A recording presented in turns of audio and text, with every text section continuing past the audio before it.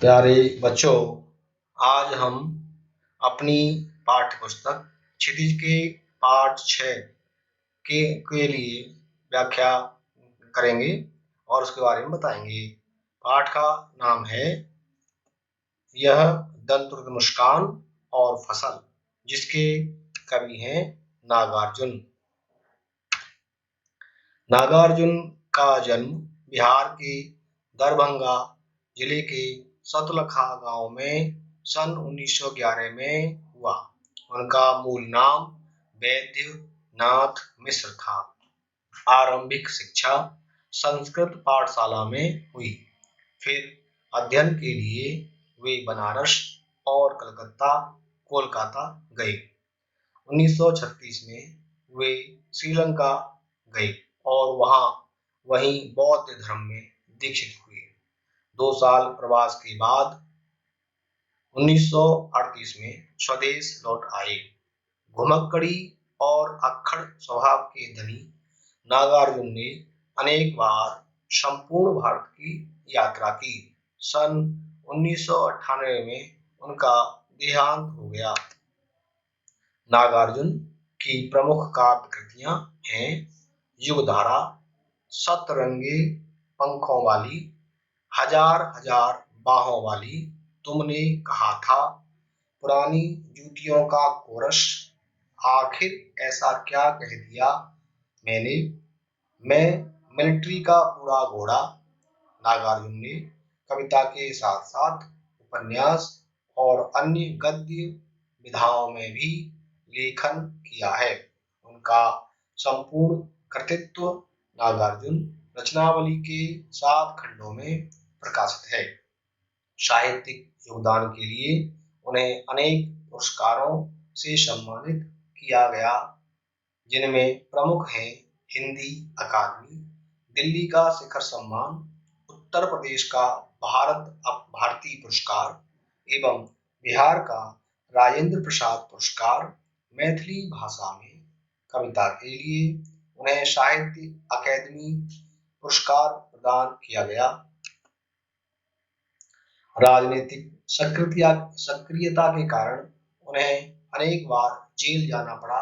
हिंदी और मैथिली में समान रूप से लेखन करने वाले नागार्जुन ने बांग्ला और संस्कृत में भी कविताएं लिखी।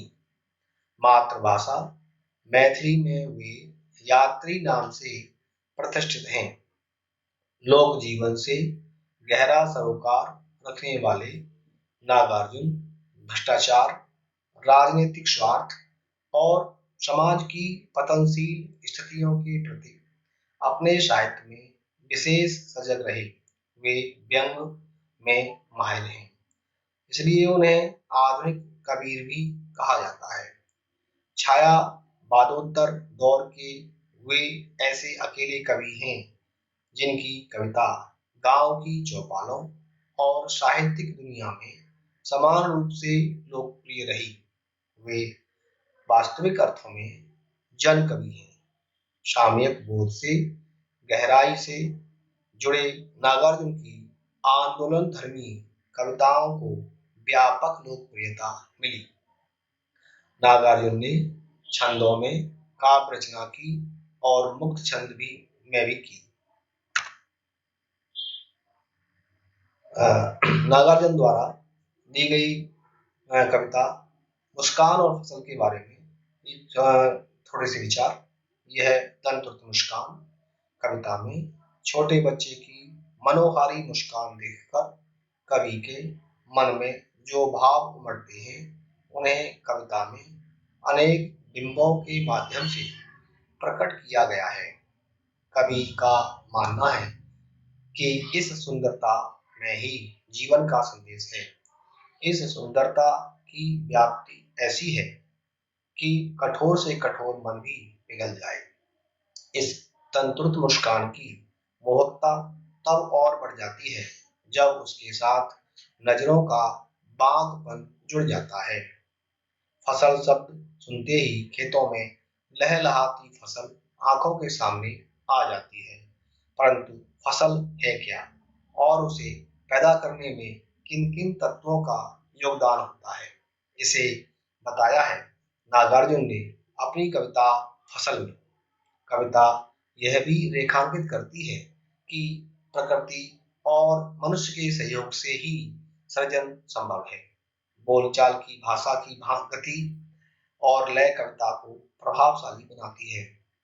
कहना न होगा कि यह कविता हमें उपभोक्ता संस्कृति के दौर में कृषि संस्कृति के निकट ले जाती है।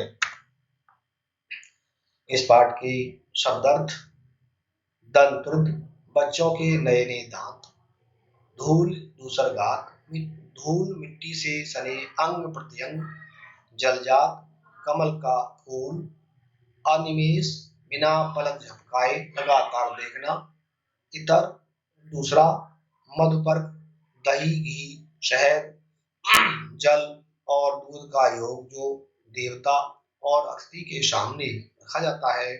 आम लोग उसे पंचामृत कहते हैं। कविता में इसका प्रयोग बच्चे को जीवन देने वाला आत्मीयता की मिठास से युक्त माँ के प्यार के रूप में हुआ है। कनखी तिरछी निगाह से देखना, छविमान सुंदर। तंतुर्त मुस्कान, यह तंतुर्त मुस्कान कविता: तुम्हारी यह तंतुर्त मुस्कान मृतक में भी डाल देगी जान, धूल धूसर तुम्हारे ये गात, छोड़कर तालाब मेरी झोंपड़ी में खिल रहे जलजात, परस पाकर तुम्हारा ही प्राण पिघल कर जल बन गया होगा कठिन पाषाण, छू गया तुमसे कि झरने लगे शेफालिका के फूल, बांस था कि बबूल, तुम मुझे पाए नहीं पहचान, देखते ही रहोगे अनमेष। इस कविता का अर्थ है, कवि बच्चे को संबोधित करते हुए कहता है कि तुम्हारे अभी अभी नए दांत आए हैं। इन छोटे छोटे दांतों में झलकती मुस्कान इतनी मनमोहक है कि यह निर्जीव व्यक्ति के हृदय में भी जान डाल देती है। इस मुस्कान मृतक में भी प्राणों का संचार होने लगता है। धूल मिट्टी से सना यह तुम्हारा शरीर कमल के समान शोभायमान हो रहा है। ऐसा प्रतीत होता है कि यह कमल का फूल सरोवर अथवा तालाब में नहीं, मेरी झोपड़ी में खिला है, और तुम्हारा कोमल स्पर्श पाकर कठोर पत्थर भी पिघल कर जल बन गया है। तुम्हारे शरीर का कोमल स्पर्श से बांस और बबूल जैसे रसहीन कांटेदार वृक्षों से भी शेफालिका के फूलों की वर्षा होने लगी है। कवि का मन भी बांस और बबूल की भांति शुष्क और ठूंठ हो गया था। अब बच्चे की मुस्कान देखकर उसका मन भी शेफालिका भांति सरस और सुंदर हो गया है। बच्चे उन्हें लंबे समय बाद देखते हैं तो पहचान नहीं पाते। वे उसे आगंतुक समझकर एकटक निहारते रह जाते हैं। उनको यह भी पता नहीं कि उनके सामने खड़ा व्यक्ति उनका क्या लगता है। थक गई हो आंख लूं मैं फेर, क्या हुआ यदि हो सके परिचित न पहली बार, यदि तुम्हारी मान माध्यम बनी होती आज, मैं न सकता देख मैं न जा पाता जान, तुम्हारी यह दंतुत मुस्कान, धन्य तुम माँ भी तुम्हारी धन्य, चिर प्रवासी मैं इतर मैं अन्य, इस अतिथि से प्रिय तुम्हारा क्या रहा संपर्क। अर्थ व्याख्या: कवि बच्चे से पूछता है कि क्या वे इस तरह से उसे लगातार देखते हुए थक गई होंगी। मैं अपनी आंखें तुमसे हटा लेता हूँ, तुम मुझे पहली बार देख रहे हो, इसलिए तुम मुझे पहचान नहीं पाए, तो यह स्वाभाविक है। कवि अपनी पत्नी की कृतज्ञता प्रकट करते हुए कहता है कि यदि तुम्हारी माँ माध्यम न होती तो मैं आज तुम्हें देख भी नहीं पाता, और तुम्हारी माँ ने ही बताया कि तुम संतान हो, तब मैं तुम्हारे छोटे छोटे दांतों से झलकती मुस्कान को भी नहीं जान पाता। आज मैं इस मुस्कान को देखने का अवसर पा सका हूँ। अतः तुम और तुम्हारी माँ धन्य हो। मैं लंबे समय तक बाहर रहा हूँ, इसलिए मैं तुम्हारे लिए अन्य व्यक्ति बन गया हूँ। तुम मुझे तो अतिथि समझ रहे हो और मुझसे तुम्हारा संपर्क ही क्या रहा है। मैंने तुम्हारा पालन पोषण नहीं किया है। जिस प्यार के तुम हकदार थे वह तुम्हें नहीं दिया। उंगलियां माँ की कराती रही हैं मधु पर, देखते तुम इधर कनखी मार, और होती जब की आंखें चार, तब तुम्हारी दंत मुस्कान मुझे लगती बड़ी ही शर्मान। व्याख्या। कवि की पत्नी अर्थात बच्चों की माँ ही उसका पालन पोषण करती रही, वही उसको मधुपर्क खिलाती रही। तुम उसकी उंगलियां चाट चाट कर ही बड़े बड़े हुए हो, अतः तुम उसी को पहचानते हो। भला मुझे कैसे पहचानोगे? मैं तो प्रवासी की तरह रहा हूँ। अब तुम इतनी बड़े हो गई हो कि तुम मुझे तिरछी चितवन में से देख रहे हो, और इस समय तुम वही कर भी रहे हो। जब मेरी आंखें तुम्हारी आंखों से मिलती है तो मैं तुम्हारी दंतावली पर खेलती मुस्कान को देखकर पागल हो उठता हूँ। मुझे तुम्हारी यह मुस्कुराहट बड़ी सुंदर एवं मनमोहक प्रतीत होती है। फसल। कविता फसल के एक के नहीं, दो के नहीं, ढेर सारी नदियों के पानी का जादू, एक के नहीं, दो के नहीं, लाख लाख कोटि कोटि हाथों के स्पर्श की महिमा, एक की नहीं, दो की नहीं, हजार हजार खेतों की मिट्टी का गुणधर्म। इसकी व्याख्या। कवि बताता है कि फसल को उगाने में पानी की महत्वपूर्ण भूमिका है। कोई एक या दो नदियों का जल ही नहीं, अपितु ढेर सारी नदियों का जल फसलों को सिंचता है। इस जल का फसलों पर जादुई प्रभाव लक्षित होता है। पानी का जादू फसलों के विकास में देखा जा सकता है। इसी प्रकार फसलों के उगाने में एक दो व्यक्तियों के हाथों का श्रम नहीं लगता, बल्कि लाखों करोड़ों हाथों का स्पर्श इस फसल को गरिमा प्रदान करता है। ये सभी लोग मिलकर फसल को परिणाम तक पहुंचाते हैं। फसल हजार हजार खेतों की मिट्टी में उगती तथा फलती फूलती है। मिट्टी का गुणधर्म ही फसल उगाना है। इस प्रकार मिट्टी, मानव का श्रम तथा नदियों का जल, ये सभी मिलकर फसल पैदा करने में अपना अपना योगदान देते हैं। अभिकर्ता में फसल क्या है? और तो कुछ नहीं है वह, नदियों के पानी का जादू है वह, हाथों के स्पर्श की महिमा है, भूरी काली सदली मिट्टी का गुणधर्म है, रूपांतर है सूरज की किरणों का, सिमटा हुआ संकोच है हवा की थिरकन का। व्याख्या। कवि इस प्रश्न का उत्तर देता हुआ कहता है कि फसल क्या है। कवि अपनी दृष्टि से देखता है। वह कहता है कि फसल नदियों के पानी का जादू है और मनुष्य के हाथों का स्पर्श अर्थात श्रम का सुखद परिणाम है। फसल के रूप में उसकी महानता प्रकट होती है। फसल कई तत्वों का मिला जुला परिणाम है। तरह तरह के रंग रूप वाली मिट्टी का गुणधर्म यही है कि वह अच्छी फसल उगाए। फसल के उगने में सूरज की किरणों तथा हवा की थिरकन की भी महत्वपूर्ण भूमिका होती है। सूरज की किरणें भोजन को रूपांतरित करके फसलों में प्रविष्ट कराती है। इससे उनका विकास होता है। हवा का प्रभाव भी फसलों पर पड़ता है। यह दंतुत मुस्कान पाठ के प्रश्न उत्तर। प्रश्न नंबर 1, बच्चे दंतुत मुस्कान का कवि के मन पर क्या प्रभाव पड़ता है? उत्तर, बच्चे दंतुत मुस्कान का कवि के मन पर बड़ा गहरा प्रभाव पड़ता है। वह बच्चे का मुस्कुराता चेहरा देखकर पुलकित हो उठता है।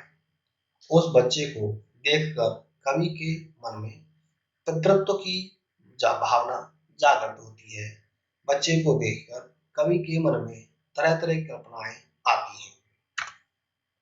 प्रश्न प्रश्न नंबर 2, बच्चे की मुस्कान और एक बड़े व्यक्ति की मुस्कान में क्या अंतर है?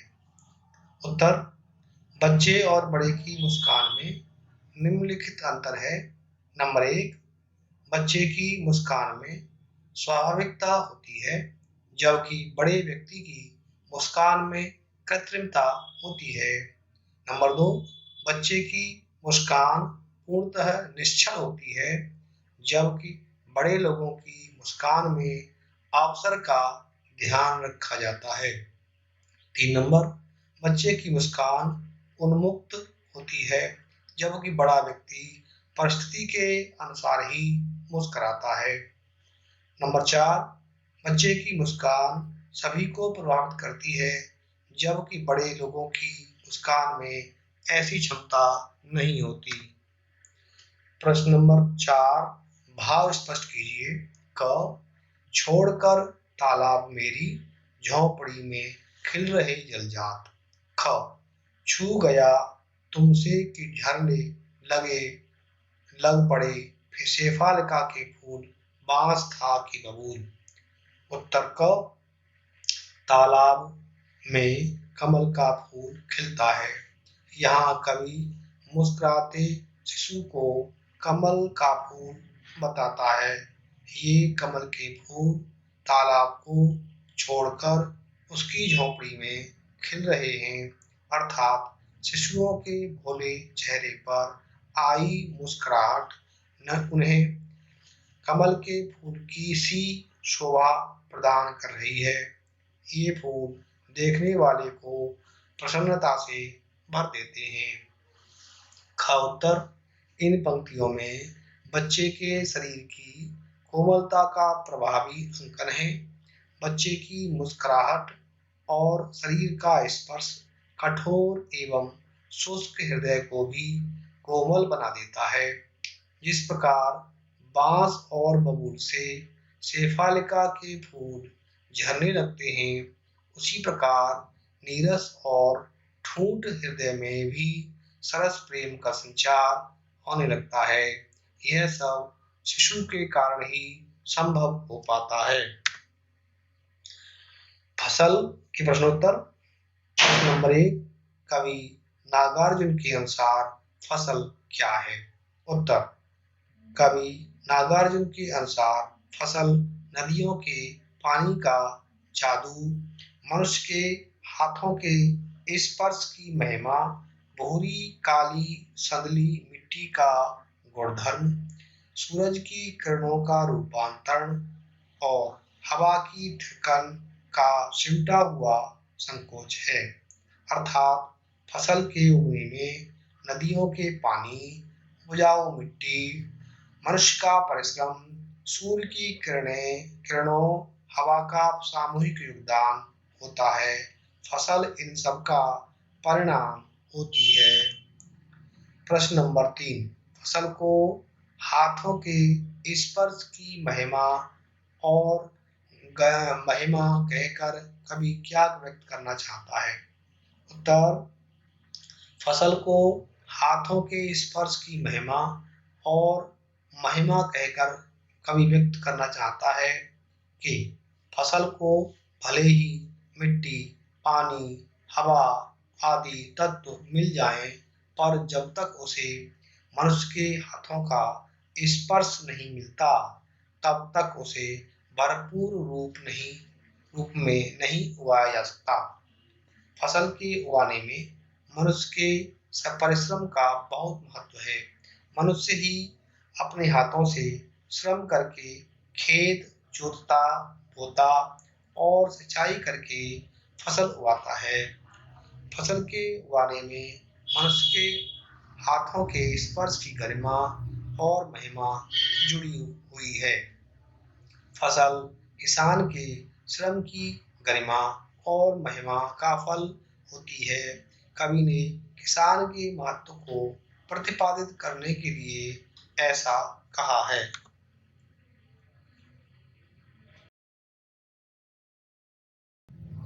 इस चैनल को, अशोक हिंदी क्लासेस के चैनल को लाइक करें, शेयर करें, सब्सक्राइब करें और बेल आइकन की घंटी बजाना ना भूलें। धन्यवाद।